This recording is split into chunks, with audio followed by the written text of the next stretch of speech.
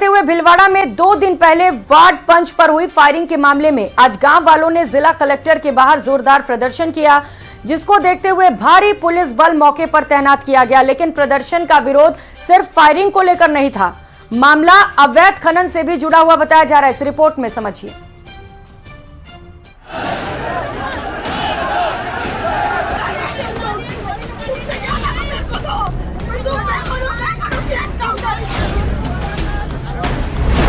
भीलवाड़ा में जिला कलेक्ट्रेट के बाहर भारी प्रदर्शन।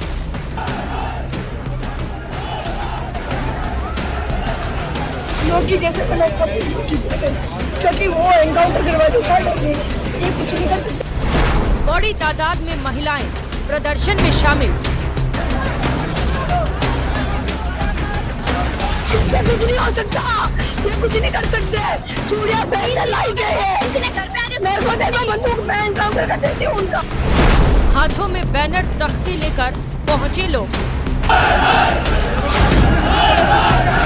जनता का गुस्सा जब हद से पार होता है तो सड़कों पर प्रदर्शन के तौर पर सामने आता है। मांडल इलाके में फायरिंग की घटना के 2 दिन बाद गांव वालों का ये गुस्सा भी इसी अंदाज में सामने आया। इनसे कुछ नहीं हो सकता, ये कुछ नहीं कर सकते। चूड़िया पहनने लाई गए हैं, मेरे को दे दो बंदूक, मैं एनकाउंटर कर देती हूँ उनका। इनसे नहीं होने वाला। मेरे पापा, मेरे पे बीत रही है, क्या हो रहा है जो उनको पिताजी है वो? हाँ मेरे पिताजी है वो। जिंदगी और मौत के बीच लड़ रहे हैं, पर इन्हें कोई फर्क नहीं पड़ता।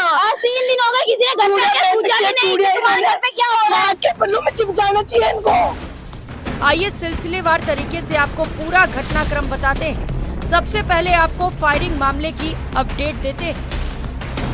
वार्ड पंच राजू दारोगा फायरिंग मामले में एसआईटी का गठन कर दिया गया है, जिसका इंचार्ज डीएसपी देशराज गुर्जर को बनाया गया है। ये team Udaipur IT range Ajay Pal Lamba के सुपरविजन में काम करेगी। साथ ही फायरिंग में जख्मी राजू दारोगा को इलाज के लिए उदयपुर से अहमदाबाद रेफर किया गया है। इंजर्ड को हायर सेंटर पे रेफर किया गया है और उनका अहमदाबाद में इलाज जारी है। साथ ही इस प्रकरण में कौन कौन आरोपी शामिल थे, पूरे प्रकरण में क्या कोई षड्यंत्र में जो भी लोग शामिल हैं, उन सबको अनर्थ करने के लिए और इन्वेस्टिगेशन को गति देने के लिए एक एसआईटी का गठन किया गया है और एसआईटी के मुखिया देशराज गुर्जर को बनाया गया है, जो सीधा रेंज आईजी के निर्देशन में इन्वेस्टिगेशन करेंगे। अब सवाल ये उठता है कि आखिर गांव वाले राजू पर फायरिंग को लेकर इतने अधिक आक्रोशित क्यों हैं? तो चलिए इस घटना का दूसरा पहलू भी आपको बताते हैं। फायरिंग के पीछे क्या है हकीकत? आरोप के मुताबिक जिस इलाके में फायरिंग की घटना हुई उसे गांव वालों ने अवैध माइनिंग का गढ़ बताते हुए अवैध माइनिंग का आरोप जिंदल कंपनी पर लगाया है, जिसे ठेका देने का आरोप पूर्व राजस्व मंत्री रामलाल जाट पर है। गांव वालों का आरोप है कि जिस जमीन पर अवैध माइनिंग हो रही है वो चारागाह की जमीन है। इसको लेकर गांव वालों ने तहसीलदार से शिकायत भी की थी, लेकिन आरोप है कि कार्रवाई के बदले उल्टे गांव वालों पर ही केस दर्ज कर दिए गए।